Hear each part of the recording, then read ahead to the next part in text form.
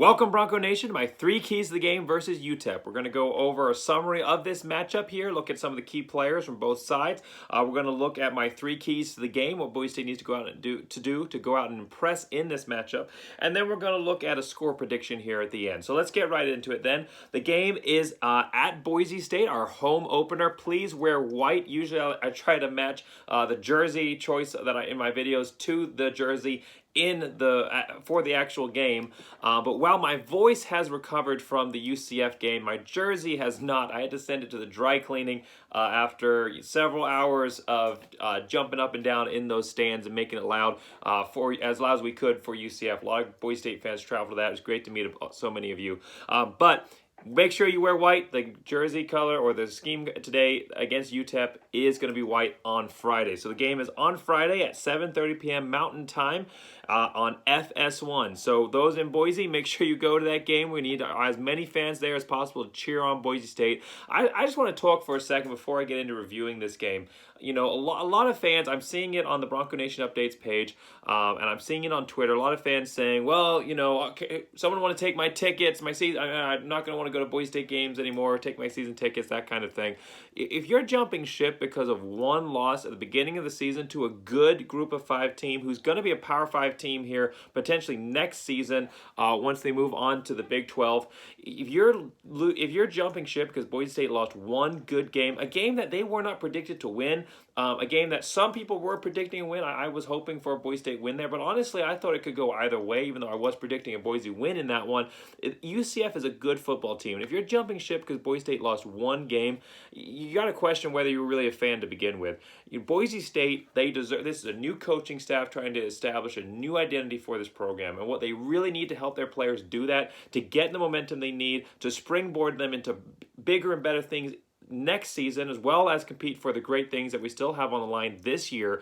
In order to do that, they need the fans in the stands being loud. Let's take advantage of it. Last season, you know, no fans in the stands except for a couple games where they allowed a couple hundred, that kind of thing in. But basically, no fans in the stands last season. That hurt a lot of us. It hurt Boise State. I mean, Boise State's had a great home field advantage. Maybe that BYU game would have been different if there had been Boise State fans in the stands. So make sure that you show up for this game. Boise State needs your support. They still deserve your support. This coaching staff is a good coaching staff that's going to do what they can to turn this team around. And what the Boise State really needs right now to establish their identity is Bronco Nation cheering them on. So I hope to see just as many of you in those stands as there would have been if Boise State hadn't lost. In the minds of the fans, in the minds of the players, Boise State is 0-0 right now. That loss is last week. Might as well be last year. Boise State's still got 11 regular season games ahead of them. They can do great things this year. Let's focus on the future. So, pre-game rant out of the way. Let's get in on the video here. So,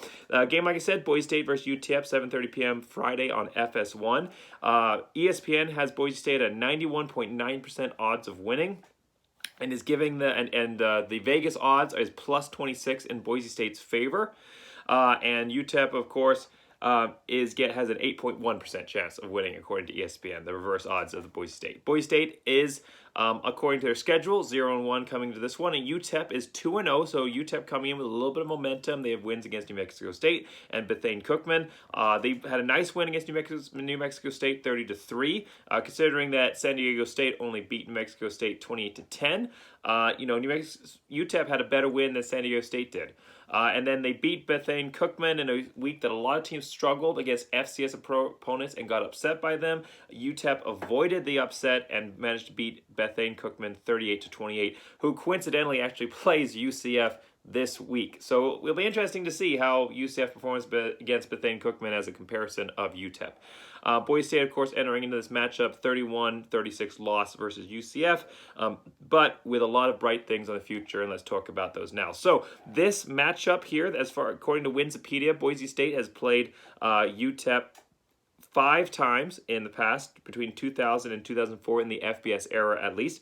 Has played them 5 times and won all of them. Of course, those were the years when Boise State and UTEP were in the same conference. Both were in the WAC before UTEP jumped ship to go to Conference USA. Probably not the best decision in there as far as their future goes there. Conference USA really the weakest conference in college football. But both teams were in the WAC for a long time, and the games were never close. Boise State, the last game they won was 47-31. That's probably one of the closest games games, and they've had a lot of wins by 3+ scores and all of that. So that's the history there. Utep trying to reverse a 5-0 skid against Boise State, that last matchup being in 2004. Trying to come in, get a little bit of historic revenge there, and we'll see what they can do. As far as like top players to watch in this matchup, Utep has some good guys out there. I watched their game against New Mexico State. I had to subscribe to some obscure app, Flow Sports or something like that. Paid like $30 for 1 month of football, but hey, when you're a football junkie like me, you'll do anything. So I watched their game against New Mexico State, and they looked good. I mean, New Mexico State looked like garbage, but UTEP looked pretty good. They have a good quarterback in Gavin. I'm going to mess up his name here, but I think it's Gavin Hardison here, who already has thrown for over 400 yards, and he's 4 touchdowns to 1 interception. He throws a pretty good deep ball. That's kind of UTEP's go-to, as far at least from that. I didn't watch the Bethany Cookman, but that entire New Mexico State game, it was one deep pass after another. Not a lot of short or middle passes. He's not incredibly accurate, but he does have a good arm. The one issue he has the strength to get the ball downfield, but due to those accuracy issues, he ends up underthrowing it a lot. So UTEP was able to make some big gains against New Mexico State because their wide receivers were wide open, but a lot of those balls were underthrown. Even though it did look like he had the strength to be able to put it anywhere on the field, at least within 50 yards or so, it looked like he had a good arm strength there to chuck the ball deep downfield. His accuracy is going to be a concern there. So Boise State is going to have an opportunity here to really get in on those throws, undercut the passing lanes, because there's not going to be a lot of stuff short. He's going to be going long, I believe, again. They're going to be testing the Boise State secondary. The secondary looked pretty good against UCF. The defense struggled, but I don't think the secondary was really at fault there. Top player for Boise State on the defensive side, LeBoeuf, he was able, defensive back, had 2 interceptions for Boise State. There's going to be some opportunities. I think if Boise State can get a couple of picks here in this game, it'd be great to see. I think that there's going to be those chances because the offense for UTEP, really, the running game is great, but it really kind of revolves off of that passing game, which sets up the running game. So UTEP's not going to just try and keep it to the ground here, even though they do have 2 good running backs in Awat, who has 200 yards at 6.7 yards per carry and 2 touchdowns, and Eldridge, who has 122 yards and 6.8 yards per carry. So 2 running backs who've been able to get it done so far, but they really kind of springboard off of that deep passing game, which is forcing the secondary and even the linebackers to step back a little bit, and then they have huge holes in the running game, and that in turn assists the passing game, springboarding off of each other. Something I wish Boise State had been able to do last week. But they're going to still be pushing to the pass, and he's not very accurate short. They have some speedy receivers, and Jacob Coing and Justin Garrett. Each of them have over 100 yards receiving, and each of them have scored for UTEP so far. I think they're going to be pushing that ball downfield. So Boise State, they need to have their defenders have their head on a swivel, which was something that was really lacking from last week. Besides LeBoeuf, there were a couple other balls that could have been picked that LeBoeuf wasn't covering on. He always had his head on a swivel. There was a couple other DBs and safeties who the ball could have been picked, but because they were just staring down the receiver ended up being able to make an athletic move and catch the pass and win those jump balls because the Boise State defender wasn't even in the air because they didn't know the ball was coming. So if they can keep their heads on the swivel and keep good, stay deeper than the deepest, Boise State's going to have a chance here to make some huge plays in the defense. So let's look at a couple of top players, at least for Boise State, besides LeBoeuf here.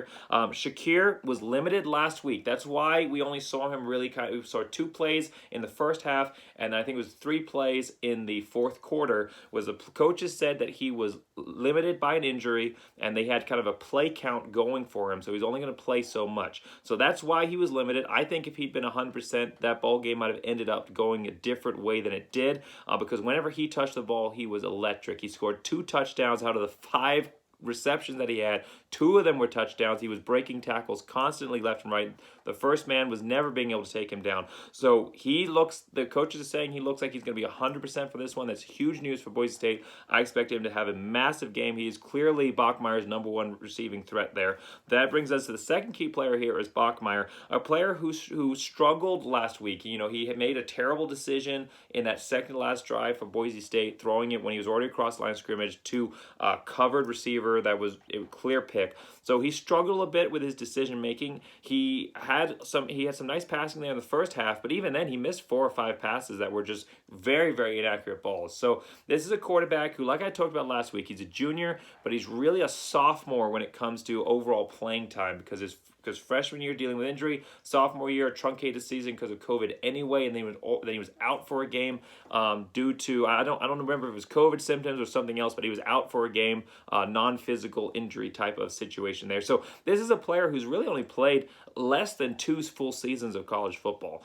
and it shows. It shows in his lack of awareness, it shows in his lack of experience and his decision making. So I expect this to be a real tune-up game for Boise State across the board. We're going to talk about that here in the keys to the game in a second, but I think this is going to be a tune-up game for a lot of players, and especially for Bachmeier here as he plays against a weaker defense, a much weaker defense than he faced last week, or he'll even face down the road here. One of the weakest defenses he'll face. There should be a lot of time, or at least more time in the pocket. You can never tell with Boise State's offensive line whether they're going to protect for him or not, but there should be more time in the pocket here. The receivers should be more open than they were last week, and he should be able to start going through his reads, getting into a rhythm, settling into the speed of the game, kind of getting the game to slow down for him here before coming into a big matchup next week against Oklahoma State. But Boise State shouldn't overlook this Utep team. That's what I'm going to say here. I do expect it to be a big win. It shouldn't be a hard team to beat, but Boise State cannot overlook Utep because they're peeking ahead to Oklahoma State. This is a team that is still trying to find themselves with a new coaching staff. There's a lot of things that can go wrong. We saw that last week. A team that's still trying to get themselves in line here as far as who they're going to be offensively, where the team chemistry is going to be on defense. And this is a Utep team that's 2-0 so far. Whoever you're playing, even if it's bad teams, 2-0 is a good sign. And it's a team that can definitely get it done offensively in the running and the passing game, even if it's been against weaker offenses. It's a team that's coming with a lot of momentum. So don't be overlooking UTEP. This is a team that's shouldn't be hard to beat, but if Boise State's looking beyond, I mean, Boise State, we've lost to New Mexico before. So, that should never have happened. So, and that Boise State team was much better than New Mexico team. Similarly, the way that this Boise State team is much better than this UTEP team. So we can't be looking beyond, one game at a time. That's the mentality, and I think Boise State can come in here and fix up some things and have a good game. All right, so let's talk about my keys to the game here. So key one, this should be an easy one. I think a lot of you are expecting this, is put pressure on the quarterback. 0 sacks last week, only 4 quarterback hurries. So even when Boise State was able to get to them the few times that they were against Gabriel's, they were not able to sack him and bring him down. Now, Gabriel's is a special quarterback. I think he's a legitimate dark horse for the Heisman this year. I think he's going to impress a lot of people. I'm not saying he's going to win the Heisman because there's a group of 5 players never going to win the Heisman. But he's going to make some impressive plays, and we saw that. I mean, if he'd wanted to, he could just ran that ball on QB sneak every single time, and he would have had they would have scored on every drive if he'd just done that, versus trying to put it in the air. That's really when he kind of started making mistakes. So, but this is a Boise State team that really, really struggled on the defensive front, on that defensive line, and even in the linebacker position. I'm going to put the fault on both of them, even though it was primarily defensive line. The defensive line and the linebackers could not get home. They couldn't stop the run game, and they couldn't put pressure on the quarterback. If Boise State wants to have success going forward, they need to put pressure on the quarterback, especially against a guy like Gavin Hartson, who's going to be looking for those deep passes. Those are going to take some time to develop. Now, Boise State's corners are good. They're really good. I thought they played well in the UCF game, but you can only cover a guy so long regardless of his skill set. And if Hartson is given time, he has the arm to put that ball where his receivers can go and get it. So Boise State's best pass defense is going to be a good pass rush. Whether that's set, I think, honestly, play your normal defense up front, see if you can get to them. But if Boise State's having the same the same results that they did against UCF, they need to send a blitzer every single time, because that line was not winning their matches up front, and they were not being able to get home. And if that happens again in this one, Boise State needs to do something different, a mismatch, a number mismatch, because it doesn't matter, like I said, how many guys you have back in coverage. If the quarterback has all day to throw, he's going to find somebody. So the best thing to do is limit that time in the pocket. So key 1, put pressure on the quarterback. Key 2, try to establish the run game. 20 yards rushing versus UCF, the least amount of rushing yards Boise State has had in the modern era. So since 2000, I didn't go back further than 2000. I probably should have, but I'd already gone and reviewed every single game, and it's getting tedious. And so basically the key stat here is that Boise State has never rushed for as little rushing yards against UCF as they did last week in the modern era. Since the year 2000, Boise State, they did have a low game. I put my sheet somewhere around here. I did my last video, but they had a low game where they put up like 27 yards against Arkansas in 2001. Or 2000 was it? It was one of the early season games. I think it was 2000. But there was a game early on where Boise State only put up a few yards, but never as low as 20. 20 is by far the lowest amount of yards that Boise State's ever put up. And that's really unacceptable. From a Boise State team that has had 1,000-yard rushers every season, they need to do something different. Now, I made a suggestion last week that Boise State should just abandon the run game, become a pass-heavy, air raid style attack, which is what Tim Plow is used to doing over at UC Davis, and that Boise State should just move fully into that, because I think they're going to find with the weapons they have right now. I wouldn't suggest this for any Boise State team, but necessarily, but for this Boise State team, with what they have up front, an offensive line that cannot rush block, that's having difficulty pass blocking, period, but cannot rush block, and Holani, our number one running back, who's having issues with injury. I said this team should just push into what they're good at. They have a good quarterback, Hank Bachmeier, who with a little bit of work and development can become much better than he is, and a deep receiving core. Just go heavy into that. But I don't think Boise State's going to do that. That's not been their chemistry. That's not who they are. So if they're not going to do that, if they're not going to switch entirely into the passing game, they have to develop the running game, because we cannot have what we had last week, where Boise State just tries to run the ball, has no success, doesn't help the passing game. The passing game ends up taking too much pressure. Hank Bachmeier ends up taking too much pressure, thinking he's got to do it all by himself, and makes mistakes down the road.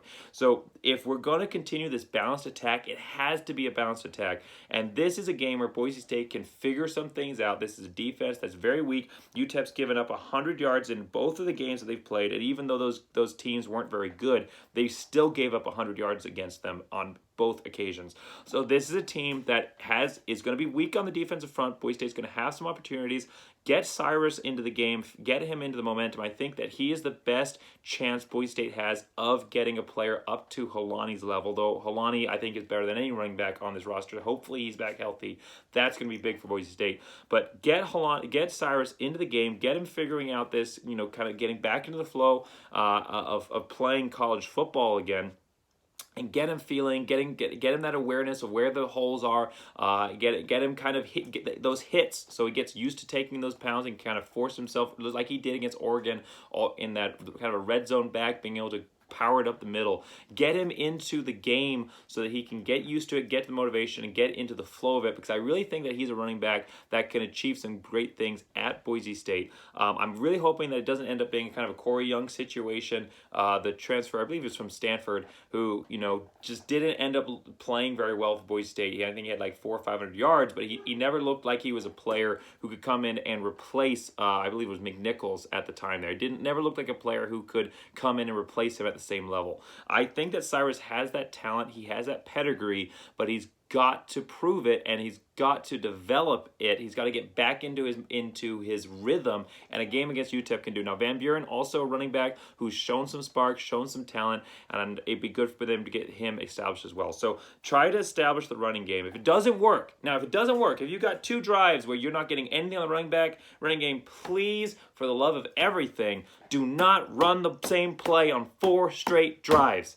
That was the stupidest offensive call series I've ever seen at Boise State. And there's been some mind-boggling ones throughout the year, especially in the second half. But that made no sense. So I'm not saying pound it up the gut, do or die. I'm saying try to establish the running game. See if you can put in some different offensive line setups. See if you can do some different things on the offensive line. Maybe move Garrett Larson, the incoming freshman. I'm mixing up his last name there, but I'm pretty sure I've got the first name right.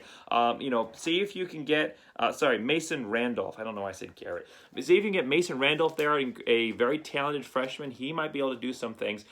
Do something differently and see if it works. See if you can get the running scheme developed. If you're getting a few yards of carry, keep with it. But for the love of everything, do not just stop in the tracks and try to push the run game when it's going nowhere. So I just wanted to clarify that key to the game there. Third key is get the long ball going. Boise State had the longest pass they had last week was 24 yards. Now, part of this was the fact that Hank Bachmeier had no time to get the ball off. He was lucky to get the plays off that he did.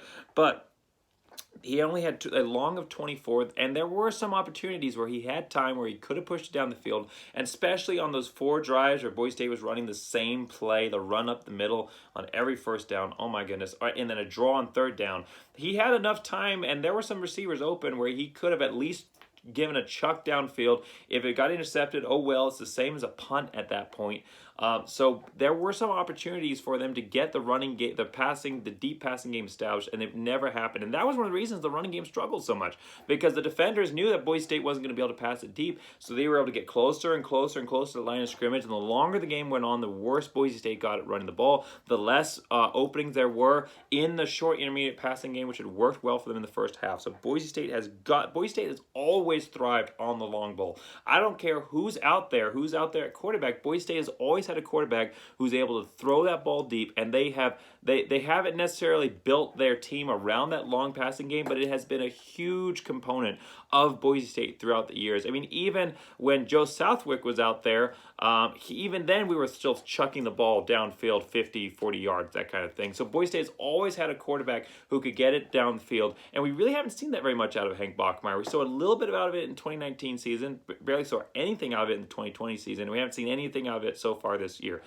So Hank Bachmeier has an arm if he can get his feet set and he's not running to the sideline while trying to hurl some terrible pass downfield to a double cover receiver. If he can get his feet set, he can get it downfield. We saw it in the Florida State game, how accurate he was and how he was able to get the ball downfield even while under pressure. So he has an arm that can get the ball deep downfield, and Boise State has the receivers. They have the speedy receivers on the outside. Octavius Evans is really fast. He can go get it. Khalil Shakir is a speedy guy. He's kind of like a combination in my mind between Austin Pettis and Titus Young. He's got a lot of the speed and maneuverability of Titus Young with the reliable hands of Pettis. Bowens looked good. He's a big receiver that can go out and get it. So Boise State can win some jump balls if they start pushing for it, but they need to start pressing it down the field, or they're not going to find the success that they need to. All right, so that's my 3 keys to the game. Put pressure on the, you know what, I wrote it down here so everybody could see it better. So put pressure on the quarterback, try to establish the run game, and get the long ball going. That's my 3 keys to the game here for Boise State this week. As far as summarizing this game and giving a score prediction, I think we're going to see a dramatic improvement. Yes, this is a much weaker team than we faced against UCF, so of course Boise State's going to play differently. But I think that this is a coaching staff that got a wake-up call. I think that this is a team that got a wake-up call. I talked about in my last video, my review of the game, all the things that Boise State has to do to get back to being the top team of the group of 5. And there are a lot of big ones that are going to take more than a season, or more than half a season at least, if not a full season, to fix going forward. It might take a couple years for Boise State to get the Avalos era up and running for real. But I do think that Boise State can still achieve some big things this year. I do think that Avalos can get this team in the right direction, and I think we're going to see a very, very different team out there against Utep, not just in how they're playing at, a bigger talent divide, a bigger talent gap. So not just factoring off of that, but just in the offensive schemes that we're going to be seeing, in the defensive schemes that we're going to be seeing, in the way that Hank Bachmeier handles himself, in the way that some of these linemen maybe get a little bit of fire lit under them, both as far as pushing for that run game and also the defensive line getting the quarterback. I think we're going to see a team that got a wake-up call, that wants to be better, that wants to prove that they are better than they played against UCF, and I think we're going to see that this week. And I think it's going to be a chance to knock out the Kinks, like I said, and I think that Boise State's got a chance to go out here and win big. So my score prediction for Boise State in this matchup is Boise State 42 versus Utep 17. I think that Utep will keep it close for the first quarter or so, and then Boise State's going to turn on the heat. They're going to blow it up, and I would rather have Boise State putting up a 21-0 run in the second half than they did then in the first quarter like they did against UCF. So I think Boise State's going to turn it around. They're going to turn it up big. They're going to come in with a lot of momentum to next week's matchup against Oklahoma State. I'm excited to see what can happen in this one. So thank you for watching this video. As always, if you like these videos, make sure you like and subscribe. It was a tough week last week, and I think a lot of us are still kind of reeling from that loss. But this Boise State team has to put that in the past. It's 0-0 going into this week. There's still a lot for Boise State to play for. There's still a lot of big statements that Boise State can go and make. The Big 12 is expanding to 12 teams. And I don't think that's far enough for them. I think they need to go more. I think there's a chance that in the future, in the near future, they're going to be looking to maybe expand to 14 like most of the other Power 5 conferences. And Boise State has a chance this season to make some statements. I mean, Oklahoma State's going to be a big one, but just the overall record, how Boise State plays, how they handle themselves with a new coach, proving that it doesn't matter who's in that coaching seat. Boise State is Boise State, and they have the legacy, they have the talent, and they have the blue blood to be able to go out and win those games regardless, and to be a top program in the Group of 5, regardless of who's coaching them, regardless of who's quarterbacking them, regardless of who's handing out the water on the sidelines. Boise State is a team that can go and do that, and there's a chance this season for Boise State to make a big impression on that front. So thank you for watching this video. As always, make sure that you like and subscribe. Make sure you join Bronco Nation Updates if you're not already a member on Facebook. Over 8,500 members, almost 9,000 now. And as always, go Big Blue.